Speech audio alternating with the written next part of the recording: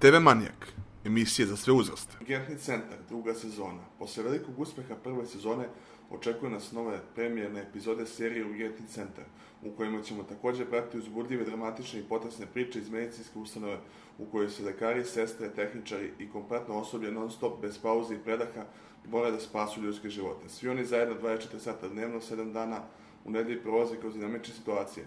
Nekad su samo rutinski pregledi, a nekad će morati da se suoče sa pacijentima koji boluju od opakih i neizlečivih bolesti ili sa nesrećnim slučajevima i drugim svakodnevnim životnim dramama koje balansiraju među života i smrti. Za to vreme svako od medicinskih radnika prolazi kroz svoju ličnu dramu, svako od njih ima svoju privatnu priču jer one su živi ljudi, zaljubljeni, usamljeni, sretni, nesretni, zdravi i bolesni. Serija Urgentni centar je adaptacija američke hit serije Emergency Room, radne serije smeštene ordinaciju hitnog odeljenja bolnice u Čikagu, a jednog od glavnih likova doktora Daga Rossa, kojeg je tumačio George Clooney, u našoj verziji igra Ivan Bosičić.